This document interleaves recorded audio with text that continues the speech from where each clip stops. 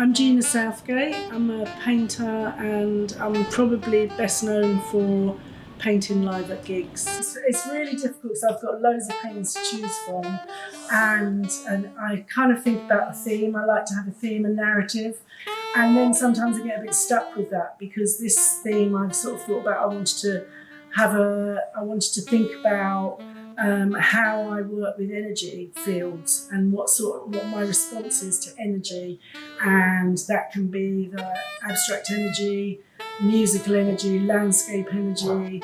I also knew it was quite a small wall for me because most of my work is really large. I don't usually work that small. I do kind of do some drawn stuff. I felt in this space that I didn't want to use any glass, so I do a lot of work on board as well as canvas, but that gets framed with glass, and then that has reflection, there's weight problems, there's safety issues.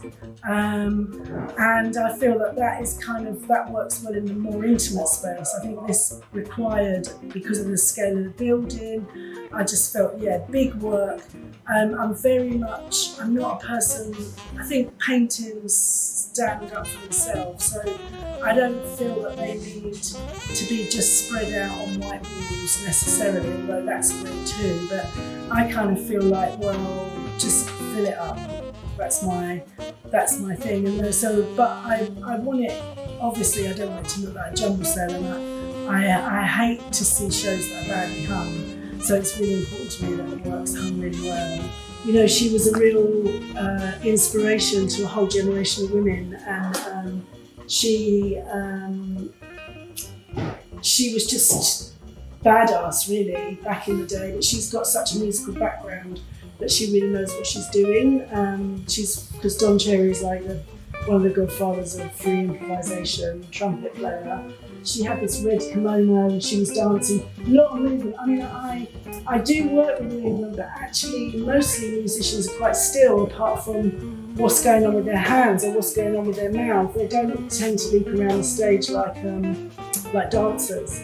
So this whole thing, I think the hands are quite a big feature in quite a few of these paintings, and that's what I love about a soloist, is that they're just gestural. You can just see that people have hands. And it was a very dark stage, and it was a night gig, and it was beautifully lit, and that was at We Out Here this year, and it was a very monochrome visual for me. And but what shone out, I mean, was his head. I decided to just put a bit of colour of the lights on his head, and the ring just shone out into the crowd, a kind of jade colour ring. This was a We Out Here one, Armon-Jones, fantastic keyboard player with Marla, and this is Nubaya Garcia, who plays with Joe, but is also a big name in her own right. This guy, whose name escapes me at the moment, but he's with Ezra Collective, so there are all these kind of new, young, big names on the stage, but I just like the composition, the poet with his Moroccan hat on. I just like that, and I felt that worked with certainly with Let's Spin up there, Ruth Goller on guitar, and bass, and Chris Williams on sax, Moss Freed on guitar. Here of course is Alan Wilkinson, my other half, who I've been painting for 30 odd years, and I'm amazed that it's such a likeness of him actually playing the bass clarinet last week in an exhibition that I was closing in Newark in Nottinghamshire.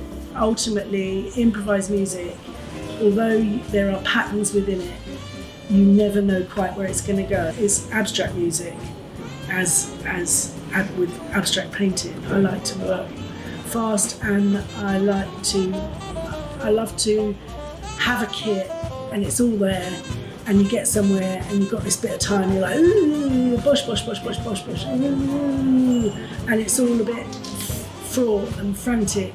What an amazing relationship I've sort of slowly developed with GROW. I painted the jazz band Stratos on the river a couple of times.